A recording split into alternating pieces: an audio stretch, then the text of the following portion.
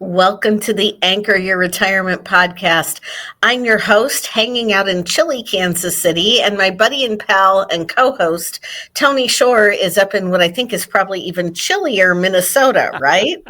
Yeah, I mean, for this time of year, it's about average right now, and we had an Mm-hmm. unusually warm beginning to fall, so I can't complain, although it's very dark and drizzly out and cold today, which, is tough, but We finally traded the dark and drizzly for some sunshine, but we're supposed to have our first hard freeze this weekend. So you will find me in my garden picking a bunch of unripened tomatoes oh and getting, no.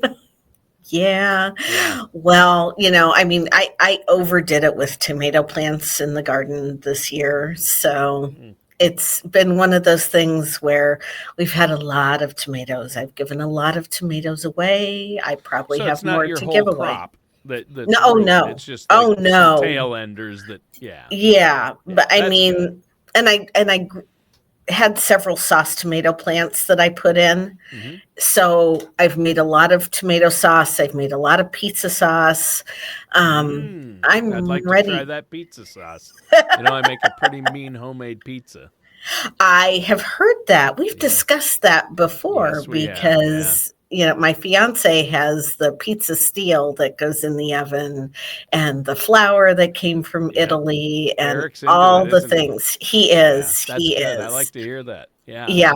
that's awesome. He's even a little more into it than I am. I don't quite go to that length, but I do make some pretty mean pizza dough, and I don't make my own sauce. Mhm. But I haven't gotten to that point yet. But maybe I'll just use your sauce, and There we that'll be go. good. I'll bring Uh, a jar up when I come up next week. Oh, that'd be great. If you have extra, that'd be awesome. And if Eric doesn't mind, does he like your sauce? He does.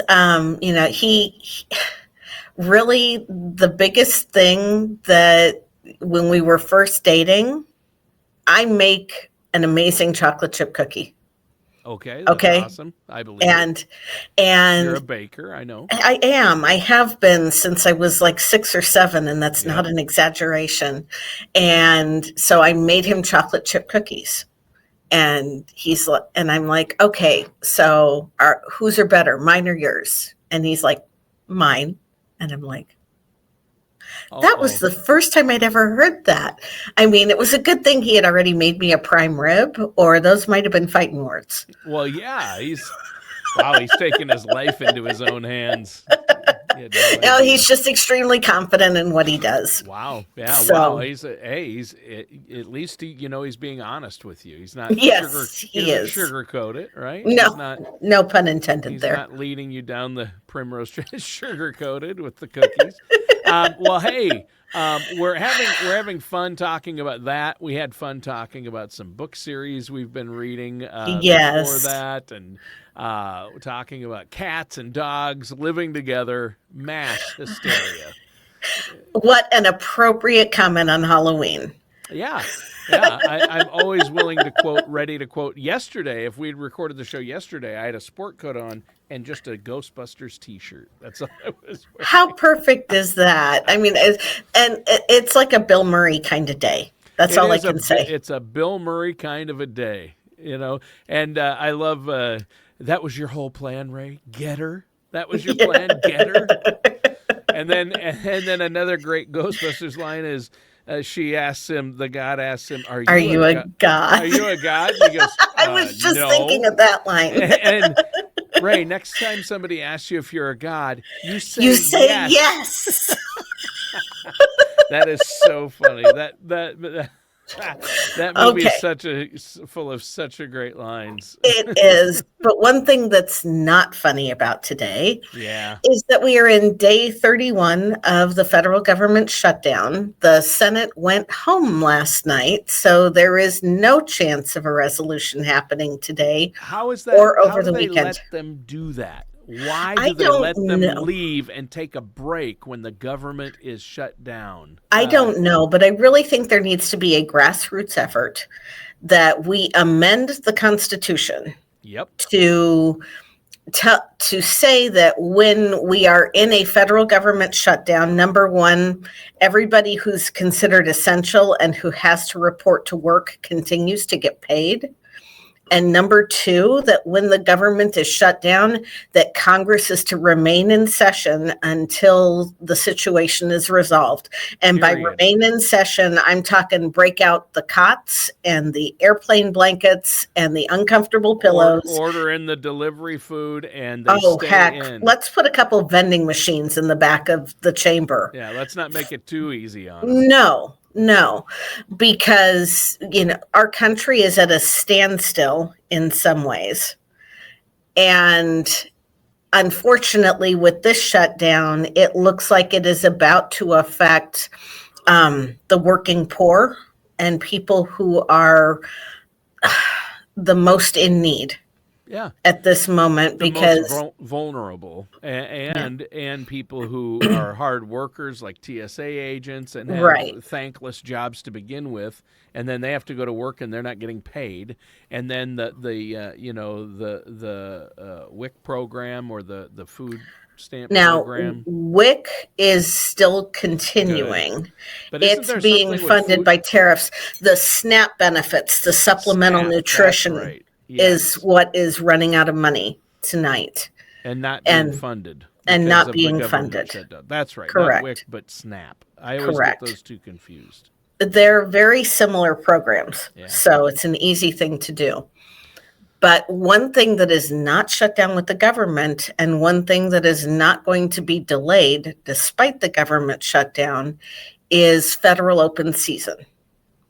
And by the time open enrollment. Yes. So the shutdown, you're saying the shutdown doesn't affect federal benefit open enrollment period, which is right now. Correct. Right? And the part of the government that handles the federal benefits is funded separately by a trust and is not an appropriation line item. So they have money to continue right now. Okay. The important thing is if you're furloughed and you can't get to your computer and can't get logged in, it's probably going to be messier than normal. So they're not delaying it, but they probably also haven't yet extended it.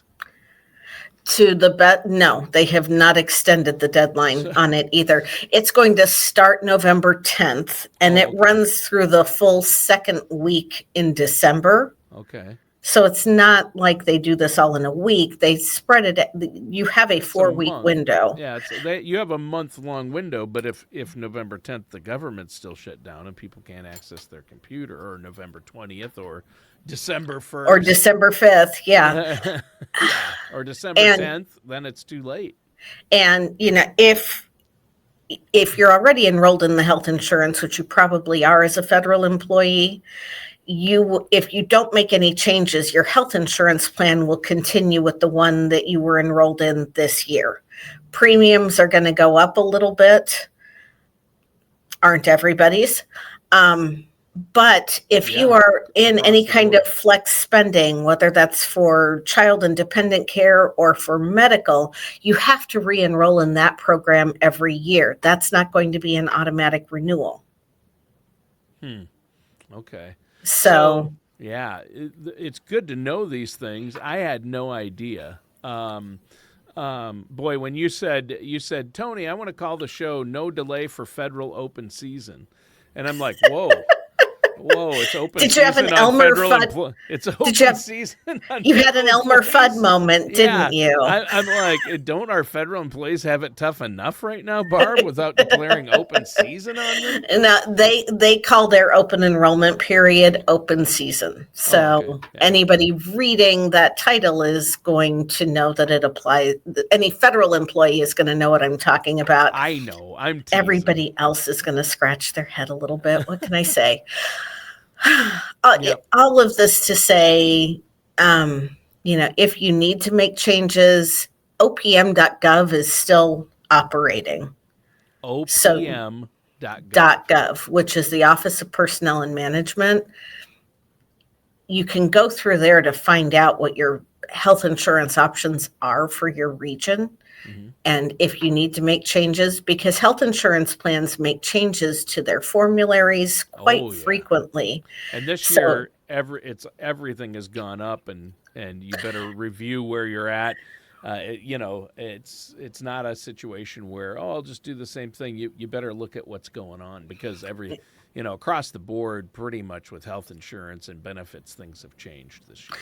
And part of the reason why the premiums are going up is the expanded use of the GLP-1 drugs for Yes. weight management and Yeah. weight loss. Those are not inexpensive drugs. No. So insurance companies are taking their premiums up to help offset some of that cost. If you're somebody that is on a federal employee health insurance plan and you're on a number of prescription medications, it's really important to log in and make sure that your current plan hasn't made changes to that formulary and that all of your prescription medications are covered. Mm-hmm. If they're not, you either need to talk to your doctor about an alternative medication, or you need to choose an alternative plan that covers those medications. Yeah. Well, and I think that, you really need to make sure you look at the formularies and what's covered and what's not, and the prices. You don't want to get hit with a big surprise, and you want to make sure your medicine is covered. I know somebody who went through the enrollment period at their company, and it's already done. They weren't a federal employee, it was a private company, but their open enrollment period for employee benefits closed, and they signed up. And then they went to get their drug, and they said, this drug is not covered under your current plan. Ouch. And it's thousands of dollars. Ouch. So they're trying to get that figured out. But, yeah, I mean, you got to be careful, especially this year. I can't say that enough. I know this because I'm dealing with it all with my parents and Medicare. Yes. And I know people who get their insurance, they're business owners like yourself or independent. They're not with a big company or the federal government. So then they go through the exchange, the Affordable Care Exchange, and those costs have all gone up for multiple reasons. And health insurance companies are raising the rates pretty much across the board from what I can see. They are. It's come out that on the healthcare exchange, premiums are going up in the neighborhood of 26%, which is a pretty big hit for a lot of people. And in the federal programs, the average that they're going up is somewhere between 9 and 10%, I think. A little bit higher for Postal Service employees. They're on a slightly different benefit structure than the rest of the federal employees are, just because we need to make things a little bit more complicated. Yeah, I'm thinking, why are they... Yeah. There should be one benefits program for all federal employees, you would think. But well, from your lips to God's ears, but what do we know? Yeah. The other thing to remember with the shutdown right now is that all of the flexible spending accounts have been suspended. So for if you're federal employees? For federal employees that are furloughed and not being paid, because they aren't earning the paycheck to take the money out for the flexible spending accounts. Sure. I don't know if they are going to, depending on how long this shutdown continues, extend the deadline for using those funds. And I don't know if legally they can extend the use of those use or lose funds. There's just more and more complications and problems being caused that I'm learning about every day. They are for those listening primarily, and because of the government shutdown. And, for those that are listening to this podcast, do us all a favor, call your Congress people, and especially call your senators and tell them that you want the government to be reopened and that they can sort out their differences on these other things in other places. As we are recording this podcast, the president has come out and is asking Senate Republicans to do away with the filibuster so that we can get the government reopened. In my opinion, I don't think that makes sense. And I think that the filibuster was built into the Constitution for very specific reasons. And I think that we need to honor what that thought process was. So I'm not advocating that Well, we yeah, I abolish the think filibuster. both sides should compromise. I don't understand why. It used to work that way, right? It used to work that way. It used to be that everybody came and met in the middle. But as we have seen, political ideology on both sides of the aisle is getting so much more extreme and is getting so much more polarized. Polarized is the word, yeah. That to agree with somebody in the opposite party is almost perceived as a betrayal or a defection. Yeah. Rather than a willingness to come together and try to meet in the middle. Yeah. Which is, and unfortunately, it is at the expense of some of the most vulnerable people in our population. Yeah. I mean, I remember not that long ago, people like John McCain and Al Franken from my home state of Minnesota, they were working on a bill together. They came together on things, for early childhood education, help with that. All of these things, and that just, I don't see that nowadays. It's just, it's a betrayal. You'd never ever do anything with someone from the other side. It's crazy. It is heartbreaking that we have gotten to the point that we are this polarized where we don't have moderates anymore, like a John McCain. There are no more moderates. It's crazy. So anyway, I don't mean to get political, but just on both sides of the fence, they need to get the government shutdown fixed one way or the other. So right. And as I tell my clients, when I step across the threshold in my office, I'm politically neutral because it's my job to look at what the numbers are telling me, not what the sound bites are telling me. Right. Not what one news network or news organization is telling you, or one spin from one political party or the next, because they both do it, right? And everybody does. And ultimately, with whatever is going on in the chambers of Congress, my greater concern is how it affects everybody outside those chambers of Congress. And with having worked with federal employees for well over a decade at this point and helping them with creating their retirement plans, their financial plans, planning for these contingencies of a government shutdown, it breaks my heart to see some of what's going on here.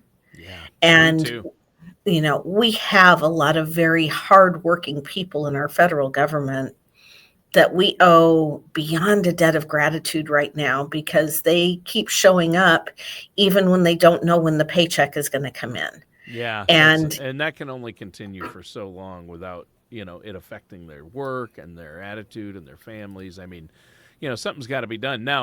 Now, Congress should not be paid during a government shutdown. They should not be paid. I mean, and not that will really hurt them. They can get their money from their lobbyist pals, and they're going to go out and get their money from their lobbyist pals and their inside information with stocks. That's how they become rich. But but I think if they're going to continue to take a paycheck, that they need to be donating that paycheck to other organizations to help SNAP. Billie Eilish just did you read today, this morning, or yesterday what Billie Eilish did? I did not. $10 million. She profits millions from her tour. Yes, all 10 million from her tour going to for food benefit SNAP to help relief where SNAP was, and food shelves, all of it. Yeah, Harvesters is the regional food pantry here in Kansas City. Yeah. And the amount that they would need dollar-wise to replace the SNAP benefits for 1 month for the area that they serve in the Kansas City metro area for 1 month exceeds their annual budget. Wow. That's crazy. It is. It is. So, if you're listening to this podcast and you have a little extra to give right now, everybody should pitch in. Yeah. But yeah, they should. The Congress, if they are getting paid, should just donate the money that they would make during this time or are making. I don't know if they're getting paid, but they They should are, don't. yeah, They should. Congress is getting paid, their staffers are not. That's And crazy. well, You and mean the the thing ones that to, actually read through those bills and have to yeah, do all the work while they're golfing or hanging out with lobbyists? That's awesome. That's great to and hear. the other thing to realize is that when the government does reopen and these federal employees that haven't been getting paid get that back pay, it's usually not one big lump sum. That they have to pass different appropriations bills to get that back pay out. So it's Mm. actually going to, in the words of a former federal employee who went through this before, it kind of trickles in a little bit here and there, and you don't even ever really know if you got everything paid back that you were owed. Terrible. Terrible. So Well, this show's been kind of a bummer. it has been, and I don't like to, I would rather be sitting here talking about how my Chiefs did an absolutely wonderful job of dominating the Commanders the other night after that Yeah. first quarter. Kelsey had some good plays there. He did. He had his 100th career touchdown Yeah. and tied Priest Holmes for the number of touchdowns within the Chiefs franchise. Yeah. So, those were exciting things to see. And I hope that next week when I'm recording with you face to face, because I'll be up in Minnesota, Yeah. We're recording that in we can person. talk about how the government is finally reopened. Wouldn't that be great? Every That would week, I'm hoping be that's what an we talk amazing thing. about. But Yeah, and every week I hope that when we're recording stuff about the shutdown, that it's obsolete by the time it actually goes to air. that would be awesome. And It would next week, be. we'll try to have a more upbeat show. We will. But in the meantime, if you're a federal employee and you don't know what your options are, you don't know how to handle the shortfall with your cash flow, you can always reach out to us at bgwealthmanagement.com. Not that we're going to give you the cash, but we can help you identify the resources, Right. help you figure out the TSP loan process, help you sort through some of these things to try to ease the burden a little bit. And you can do that by going to our website, like I said, bgwealthmanagement.com, or you can call our offices at area code 913-553-6222. We can also help you go through the process of evaluating your health insurance options for next year, figuring out if you should move over to a health savings account high deductible plan or stay with your traditional PPO plan. This applies whether you are an active employee or a retiree. For retirees, this is your open season too. If you know you opted out of the dental and vision and you need to get back into the dental and vision program, now's the time to do it, folks. Yeah. All right. And I know that you've worked with so many federal employees over the years, Barb, and helped them figure out their benefits and all of that. So during this federal open season for federal benefits, they should pick up the phone. I'll give the number one more time, 913-553-6222. And the website is bgwealthmanagement.com. Barb, great show today. A lot of great information. It was good in the information because troubling times for some folks out there. But get the help you need. Don't be afraid to ask. That's what we're here for. I think that's really important.